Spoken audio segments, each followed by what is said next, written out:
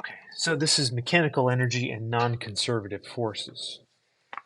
Let's suppose we have a roller coaster, and up here at 20 meters high, it is moving with 3 meters per second, moving at 3 meters per second. And it's going to fall down here to a different height of 3 meters, and it does pick up some speed. It's going 12 meters per second. The mass of the roller coaster is 200 kilograms. Um, Suppose in this case, though, there is some friction. In other words, there is a non-conservative force involved. And so our question for this example is simply, how much work is done by the friction force? And so that's what we're trying to do. Today's equation, which you should write down and save, and this is the one we want to use, is this.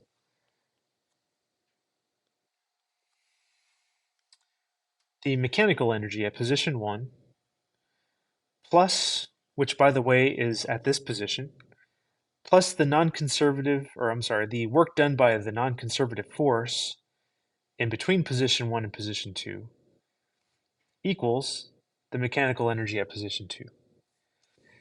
And so I'll just note here that mechanical E1 and E2 are at these particular instances, at those particular positions at that moment, that instance.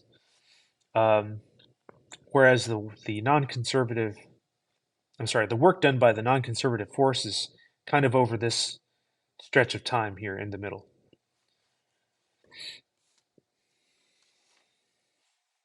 Cool, so let's use this. So the mechanical energy at position 1 plus, which in this case is the work done by friction, is equal to the mechanical energy at position 2. That is K1 plus UG1 plus the work done by friction equals K2 plus UG2. And so this is mass V1 times V1 squared over 2 plus mgh1 plus the work done by friction equals mv2 squared over 2 plus mgh2. And we should note here that you cannot cancel m because work, in this case, or actually, well, work, there is no m in the equation, in that expression there. So put in 200.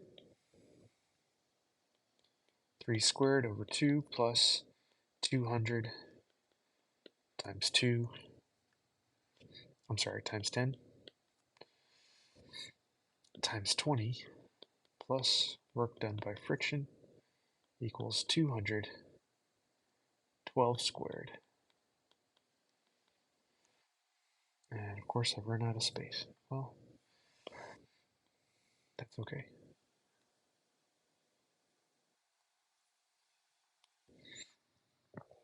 Equals 200 times 10 times 3. Okay, this is 100 times 3 squared, that's 900. This is 4 with 1, 2, 3, 4 zeros. That's 100 times 144.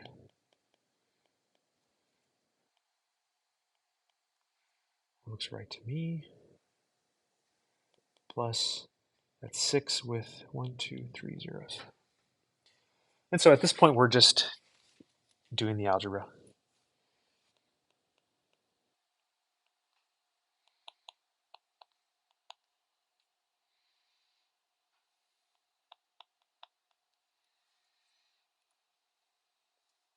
And so it's interesting to note here,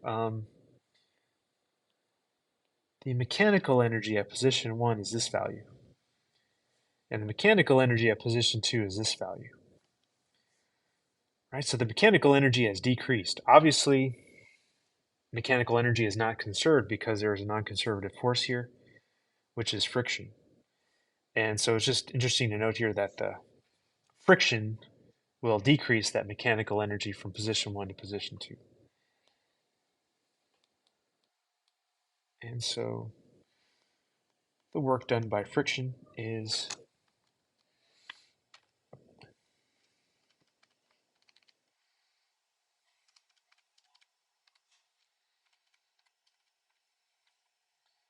negative 2.0500 joules, 20,500. So this should make sense. Friction will be taking away mechanical energy.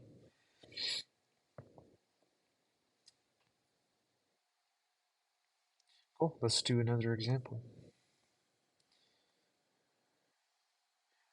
So I'll note that the last example there was about friction. Um, there's there's a few types of non-conservative forces.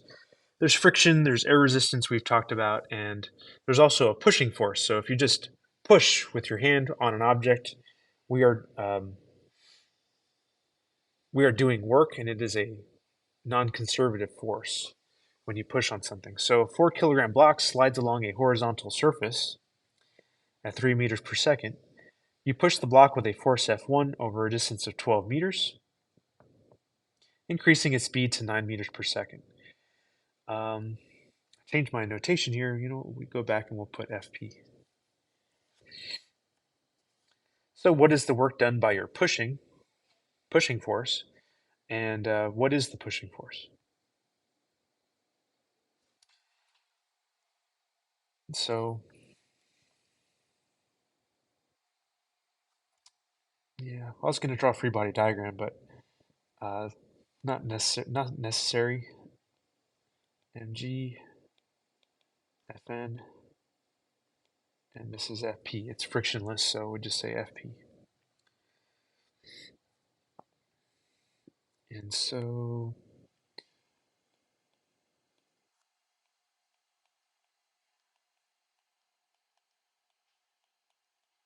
I realize I didn't explain this equation earlier, or if I did, I don't remember.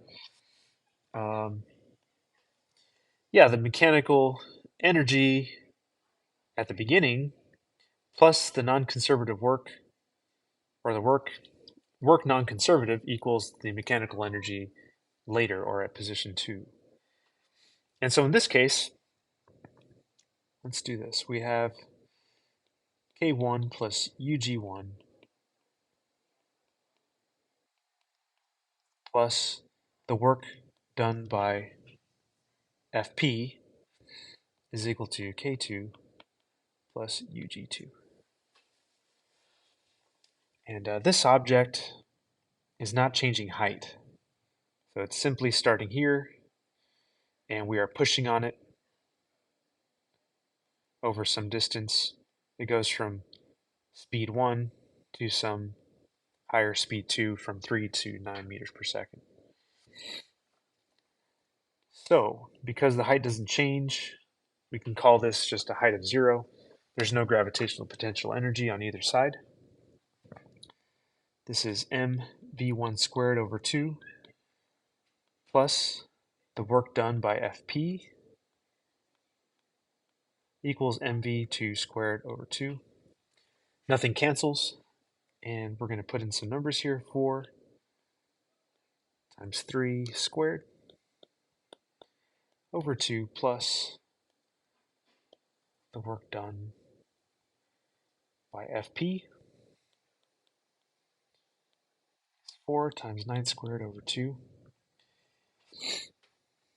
So 4 over 2, that's just 2, times 3 squared, that's 9, that's 18, plus work.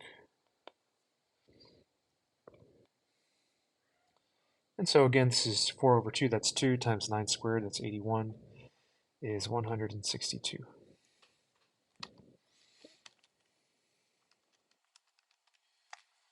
And so the work done by the pushing force is 144 joules, positive. We have added, in this case, kinetic energy to the object, and they just want to know now, what is the pushing force? And so it's positive, they are in the same direction. And so we're just trying to find FP. The distance is 12 meters. And so let's just say FP is 12 newtons.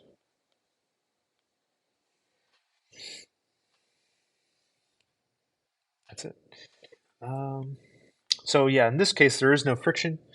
We are pushing on an object, which is still pushing on things is a non-conservative force, and so we are adding energy to the object. And I think that's it. But on your assignment for this lesson,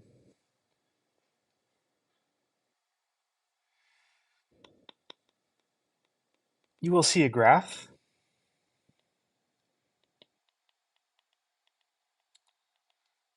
of the force. Let's say looks something like this.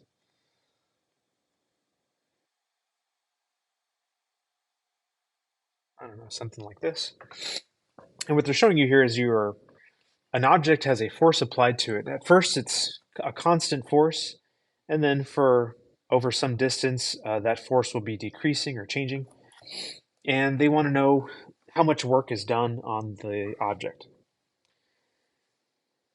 And if you remember your equation, that work is just force times distance. In other words, the area under this line here. So what we'll just say is that for graphs on force versus distance graphs, they might also say displacement or position. So on these graphs, the work done is just simply the area. In this case, it would be something like, you can make a rectangle there, make a triangle here, and you just sum it up. And I think that's it.